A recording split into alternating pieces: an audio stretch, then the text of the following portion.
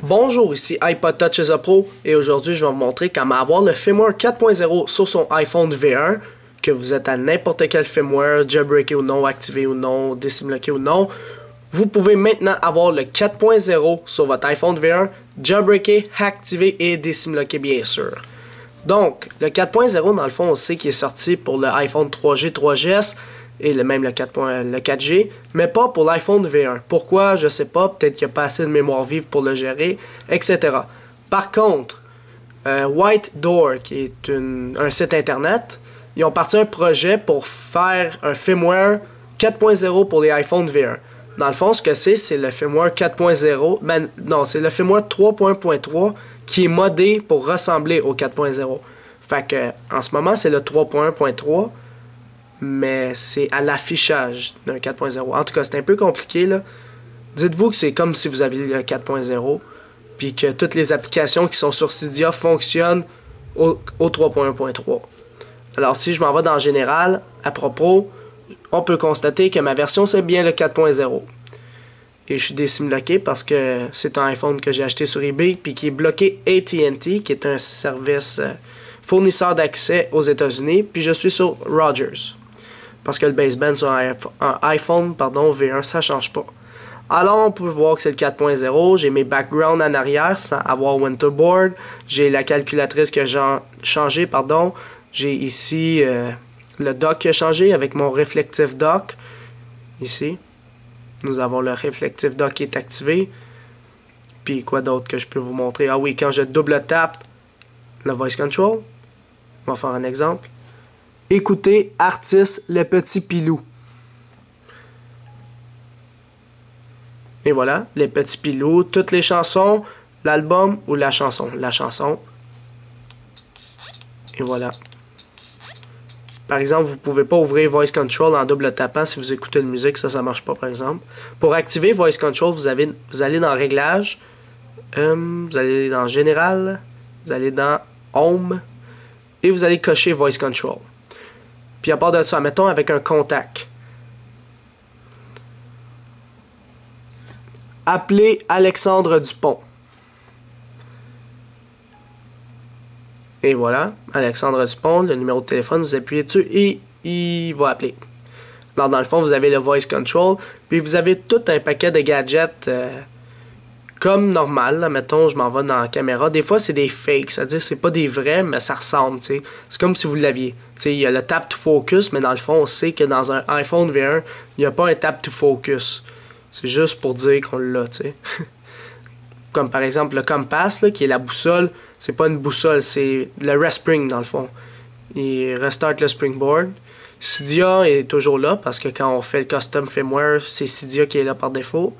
Alors nous avons Cydia, puis comme je disais tantôt, toutes les applications qui fonctionnent au 3.0 ou plus dans Cydia fonctionnent avec le 4.0 du iPhone V1 parce que théoriquement c'est le 3.1.3 qui est en ce moment. Même si c'est écrit que c'est le 4.0, dites-vous que c'est le 3.1.3 qui est en ce moment sur la machine. Alors à part de ça, c'est quoi qu'il y a d'autre? Les backgrounds dans les SMS, là, ici. Quand vous écrivez un nouveau message. Dans le fond, c'est pas mal écrit sur le site internet de White Door que je vais vous montrer à l'instant même. Puis je vais vous montrer comment l'installer sur votre iPhone V1. Alors on le branche à notre ordinateur, premièrement. Vous devez être jailbreaké ou non à n'importe quel firmware. Ça dérange pas. C'est comme si on part à zéro, là. Alors, je m'en vais sur mon ordinateur maintenant, après que j'ai branché mon iPhone V1. Je vais juste m'installer, et voilà. On va aller sur whitedoor.com. Alors, W-H-I-T-E, là on voit mal, D00R.com. Alors, à place de door, à place de 2 O, c'est 2 0. Alors, une fois arrivé sur White Door, ça va ressembler à ça. C'est pour les iPhone 2G, et même pour les iPod Touch 1G. Pour les iPod Touch 1G, en ce moment, c'est pas possible. Pour ce qui est du iPhone 2G, c'est celui que j'ai en ce moment ici. C'est un iPhone 2G. Puis pour avoir le 4.0, c'est... Ben, si je m'en vais dans Feature ici, là, en haut, Feature, là, on voit les appareils qu'on peut faire. Ces deux-là, c'est pareil. C'est juste que elle, on est rendu à la version bêta. La version full, ce qui manque dans le fond, c'est le compteur de caractères, combien de mots vous avez écrit, le multitasking, qui est quand vous double tapez, puis vous pouvez, dans le fond, c'est comment j'appelle ça? Un multitasking, là, il n'y a pas vraiment de mots. Puis les folders aussi, pour avoir plusieurs dossiers. Puis c'est ça, dans le fond, qui manque pour avoir la version full ici. En ce moment, on a la version bêta. Puis comment la télécharger? Ici, on va aller dans Downloads en haut. Downloads. Clique sur Downloads. Puis là, vous allez ici dans Light Edition for iPhone 2G. Si dans Full Edition for iPhone 2G, il y a un lien, cliquez dessus. C'est bon. Mais en ce moment, pendant que je fais la vidéo, on voit que c'est le Light Edition, qui est la version bêta. Alors ici, j'ai les liens temporaires. J'ai le Activated, puis le No Activation. C'est quoi la différence? Je vais vous l'expliquer pour savoir c'est lequel que vous devez prendre. En ce moment, lui, je ne l'ai pas acheté, admettons, chez Orange ou chez Rogers. Je l'ai acheté sur eBay. Il était bloqué AT&T, qui est un service fournisseur d'accès aux États-Unis. Puis quand je l'ai fait venir au Canada, eh bien, il était encore bloqué AT&T, mais il fallait que je le débloque pour qu'il soit sur Rogers. Alors, si vous voulez le désimloquer, c'est ça dans le fond le mot, vous devez prendre le Activated, le premier. Si vous l'avez, par exemple, acheté directement chez Orange, avec un contrat avec votre carte SIM Orange, ou chez SFR, ou chez Rogers, puis vous avez une carte SIM Rogers, dans le fond, vous l'avez acheté légalement, vous prenez le No Activation, qui est le deuxième. C'est bon?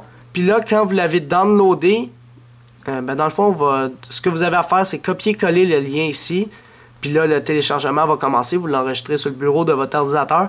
Et ça marque que le mot de passe du fichier compressé, ça va être WHITE. W-H-I-T-E. Alors moi, je l'ai téléchargé. Non, je vais tout baisser ça. On voit que iTunes détecte mon iPhone au 4.0. Mon iPhone V1. Alors, si je m'en vais ici, là, je vais recommencer, là. Je supprime ça. Ici, j'ai downloadé mon fichier. C'est la version activée. Alors, Activated. Quand je vais le décompresser, il va me poser la question. On a besoin d'un mot de passe. Alors, mon mot de passe était WHITE. W-H-I-T-E. Enter. Et la décompression commence. Alors, on va le laisser se décompresser. Une fois que ça va être fait, il y aura un dossier sur votre bureau de votre ordinateur. L'autre, on n'a plus de besoin.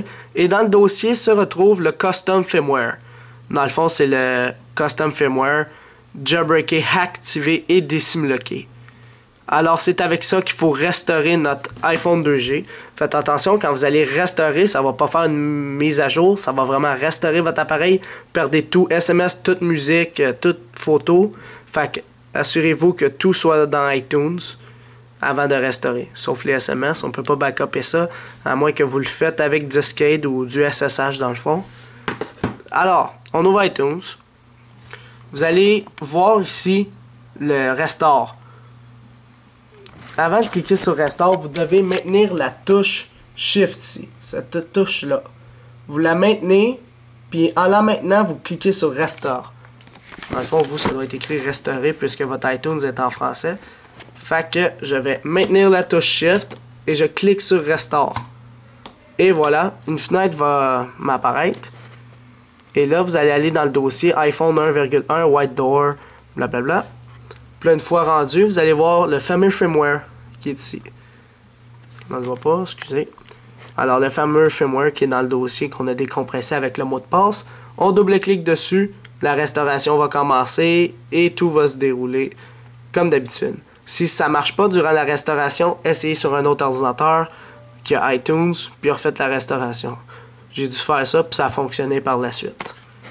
Alors c'est ça, puis après avoir restauré, vous allez déverrouiller. Puis là, vous n'allez pas voir de background, votre background va être noir. Ça va dans Settings, comme tantôt, Wallpaper. On prend un Wallpaper, puis on le set sur le desktop. Puis là, une fois qu'il est seté, on le retourne et voilà, c'est seté. Puis là, vous allez avoir le firmware 4.0. Ben, dans le fond, un faux 4.0, mais quand même, sur votre iPhone V1. Jailbreaké, activé et désimloqué. Alors, c'est ça, c'était iPod Touch is a Pro pour vous montrer comment installer un faux firmware 4.0 sur votre iPhone V1, le 2G, jailbreaké ou non, à n'importe quel firmware.